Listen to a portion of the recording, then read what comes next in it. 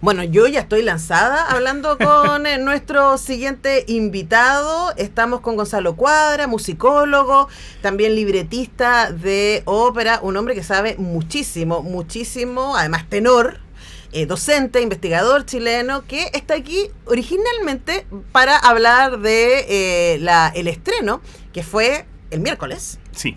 De la ópera Yacolén, que se está presentando hasta mañana en el Teatro de la Universidad de Concepción, con además música del gran Víctor Hugo Toro, que nos cae súper bien. Mándale todos nuestros saludos. Por supuesto, serán dados a Víctor Hugo Toro, y que, claro, tuvo funciones miércoles, hoy día viernes 13, así que atento, Concepción, para quienes nos están escuchando, y sábado 14. Muchas gracias por estar acá, Gonzalo. Un placer. Gracias a ustedes por la invitación. Para mí un placer, absolutamente, hablar sobre todo de estos temas que son tan apasionantes para mí.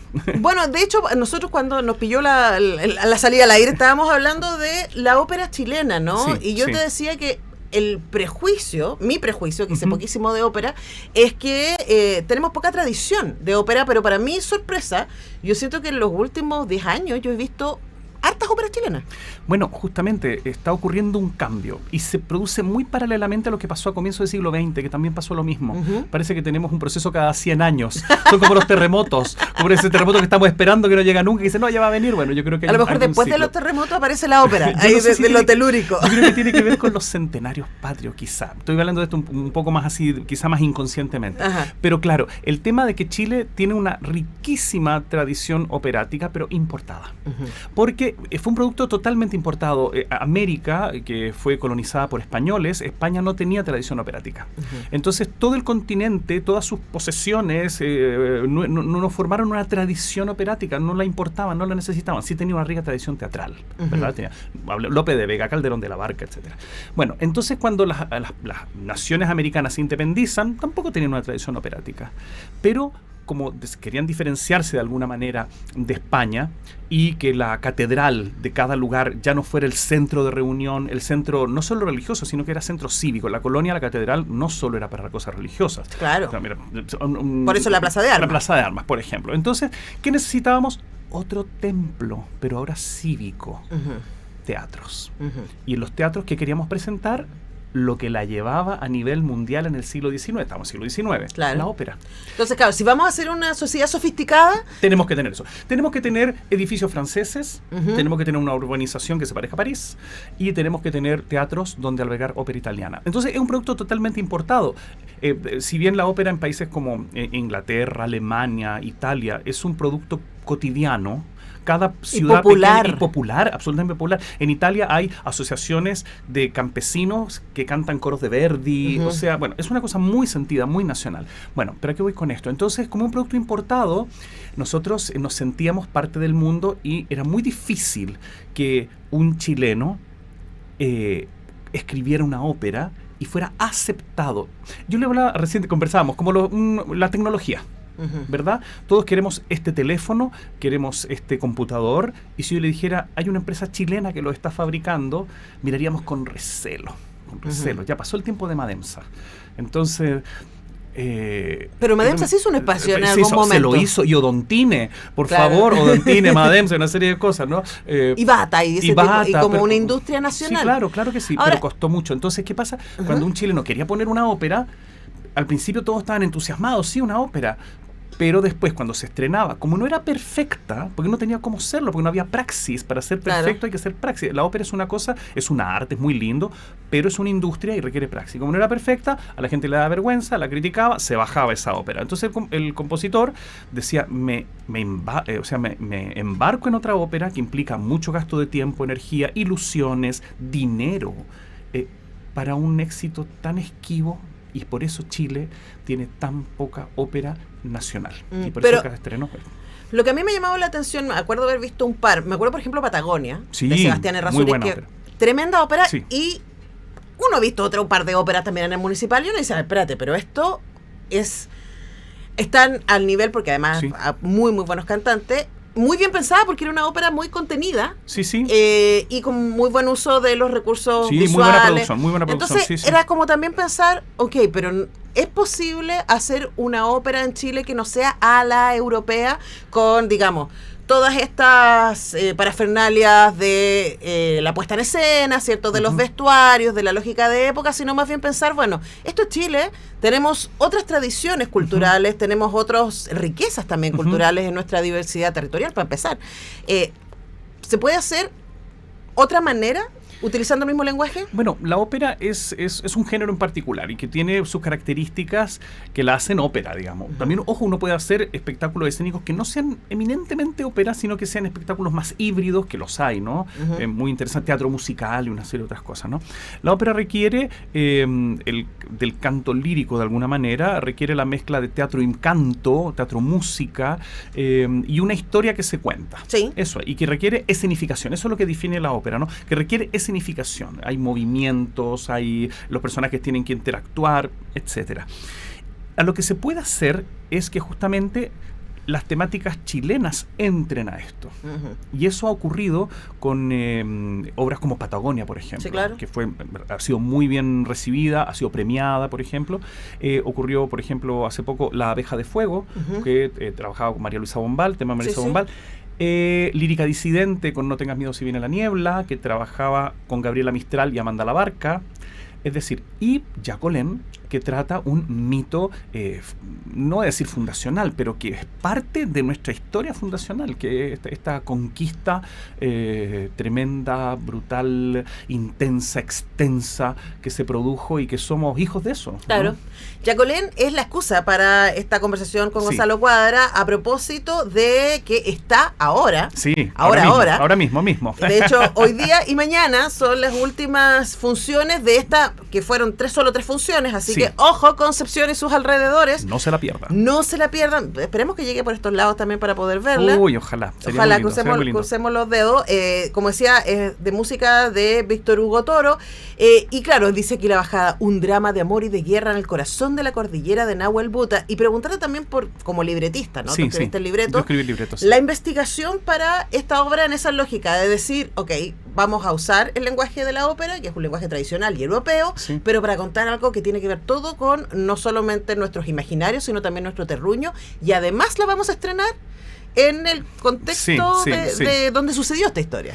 Es interesante porque al igual que otras manifestaciones como el deporte, por ejemplo, nosotros jugamos fútbol acá en Chile y lo sentimos muy nuestro, pero las reglas del fútbol son extranjeras, el deporte es extranjero, llegó hace mucho tiempo, ya se cristalizó en nosotros, ¿no? Y de hecho tenemos éxitos y muchas derrotas. Y muchas derrotas también. Bueno, no hablemos de eso, podremos pasar al siguiente tema, pero bueno, a lo que voy, la ópera es cierto, es europea, nace en Europa en el año 1600, pero ya es mundial. O sea, ya del acervo mundial, todos podemos tomar ese género y hacerlo nuestro. Y eso es lo maravilloso. Y eso pasa con Yacolén.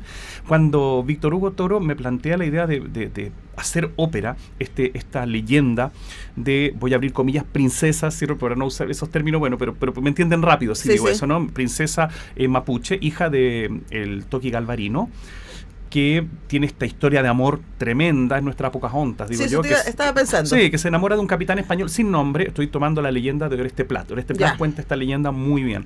Estamos viendo imágenes, a la gente que nos está viendo en YouTube, estamos viendo imágenes ahí de los ensayos. Sí, bueno.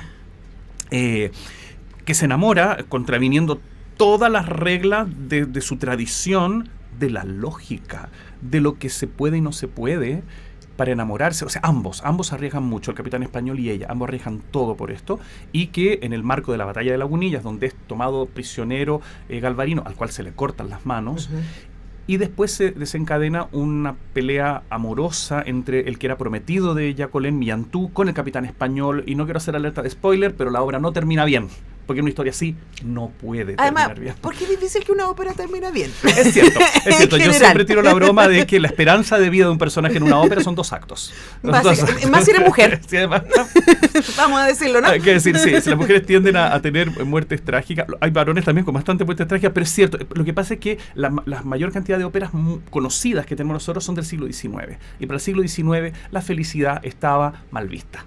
La felicidad era muy mal vista. ¿Qué cosa más de gente, menor? De gente que no tiene vida. La gente bien sufre. La gente bien sufre. Y además tiene unas tragedias enormes, porque además o te mata la tuberculosis, o te mata una guerra, o te mata una bacteria, o te mata un drama amoroso, en fin. Bueno, pero lo que voy con esto, entonces cuando Víctor Hugo me pide trabajar en esto, yo me sentí honradísimo, feliz. Víctor Hugo es un gran amigo, un gran músico, pero me sentía aterrado, porque era la temática. Yo estaba alejado un poco tenía que meterme en dos sociedades y dos culturas que yo me sentía alejado, como mapuche y español del siglo XVI, ni siquiera el actual.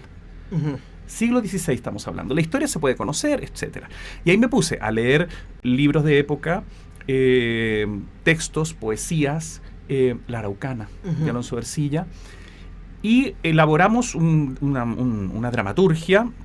Yo tengo un pasado literario que lo mantengo ahí, está en el armario. Yo tengo en el closet, en mi closet hay cosas que no están. No, y hay otras que sí. Y hay otras que sí. Bueno, mi pasado literario está en el closet en este momento, pero ahora... ¿Pero viste cómo sirve? No, sí sirve. Es un closet de cristal, como digo yo. Sí. Igual se ve. No, y además se mueve. Y se mueve. Tiene puerta corredera. Una casa japonesa esa así. Bueno, entonces, y ahí tuve la invaluable ayuda de la académica de la Universidad de la Frontera, Jacqueline Caniwan, mapuche, poeta, docente, a la cual gentilmente nos cedió un poema para el canto de la Machi, y a la cual yo le pedí: Jacqueline, ¿podrías sobrevolar este libreto y ayudarme? Y ella, con un entusiasmo en el cual planteaba que su cultura y su lengua no tenía que prescindir de ninguna manifestación, sino que tenía que estar en todas, aquellas en las cuales la lengua está llamada. Periodismo, ópera, poesía, teatro, o sea, donde la lengua está llamada, tiene que estar.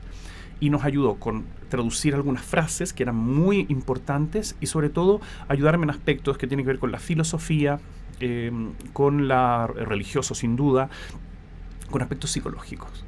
Debo decir que cuando leyó ya el libreto, que estaba bastante avanzado, le pareció muy emocionante, que estaban muy de acuerdo con reacciones, emociones y sentires, lo que me dejó muy tranquilo por un punto de vista, pero también con mucha responsabilidad de poder continuar eso, a tener un libreto que fuera bien hecho en la medida de lo posible, que fuera, como digo yo, que fuera informado, respetuoso y fantasioso. Tiene que tener fantasía. Por supuesto, además, yo creo que ahí aparece una interesante discusión que yo he tenido con distintos escritores, directores de cine y directoras, como ¿quién puede contar qué historia?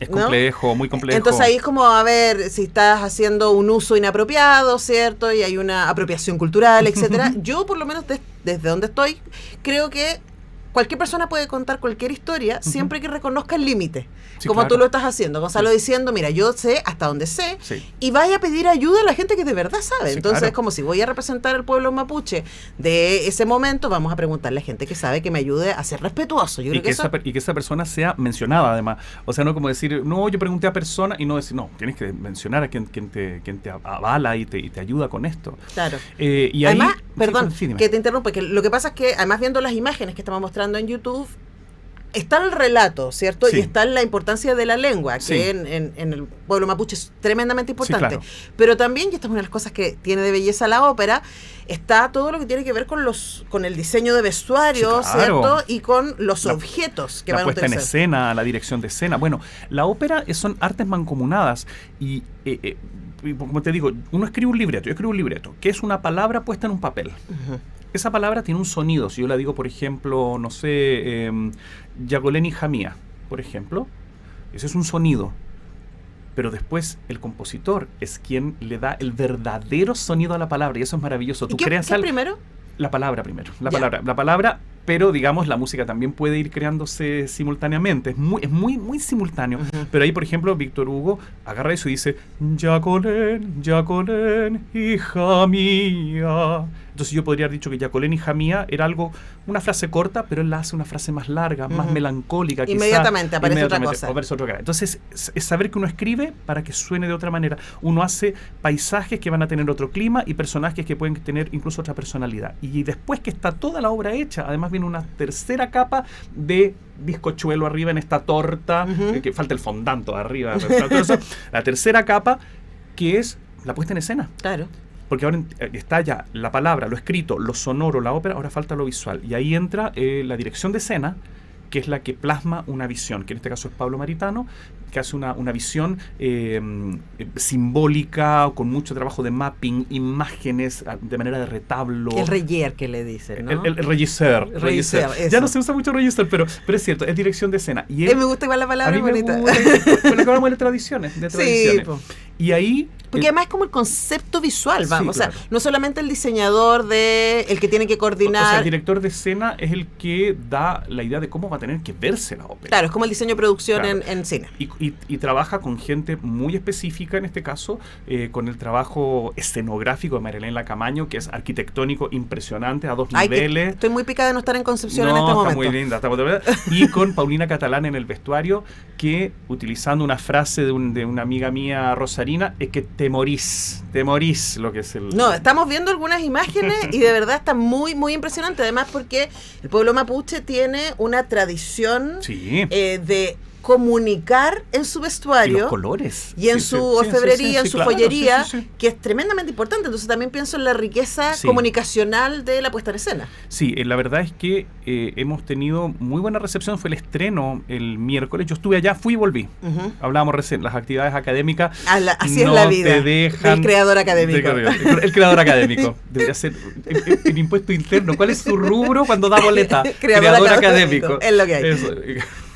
Bueno, somos tantos. Entonces, fue un estreno que nos emocionó mucho. Debo decir que había un público muy diverso y la recepción fue muy buena. Estamos hablando de una ópera de cuño tradicional, es decir, es una ópera que se cuenta y se narra a través del canto, de la orquesta y de lo que se ve. Es decir, y tiene dimensiones grandes. Es una ópera, pasa la hora y media de ópera, 3 actos. El primer acto. Pero hora y media era una ópera, está bien. Sí, es normal. pero justamente tiene un primer acto donde se cuenta la trama, el segundo es muy intenso y el tercero es... No sé cómo decirlo, porque yo vi gente muy emocionada con el final. Sin duda. Bueno, si usted tiene la fortuna de estar en Concepción hoy o mañana, tendrá la fortuna entonces de poder ir a ver Jacqueline, que es el estreno mundial de esta ópera. Y también me imagino que con todo este nivel de esfuerzo musical, de puesta en escena, de creación, ¿tendrá más vida Jacqueline, además de estas 3 funciones? Bueno, ahí volvemos, mira, estamos haciendo como el Ouroboros, ¿cómo se llama? La serpiente que se come la colita. Sí. Volvemos al comienzo. La ópera chilena siempre es una apuesta, implica componer sin saber si se va a estrenar. O sea, nosotros con Víctor Hugo partimos escribiendo esto en 2020. O sea, un trabajo de mucho tiempo. Pura pasión, porque no sabemos si va a pasar o no va a pasar. No, pues tuvimos la fortuna de poder acceder a un fondo estatal a través de la producción de Colectivo Ópera Nacional, que es un colectivo al cual yo pertenezco, y ganarnos ese fondo, tener el trabajo mancomunado de la Corcudec, y todo se dio en un tiempo casi récord. Pero a veces hay compositores que 10 años, 15 años, hace 3 años atrás estrenamos El Corvo, que era del año 39. Del año 39. ¿Y que había quedado ahí? Nunca se había estrenado y el compositor nunca la vio en escena tampoco.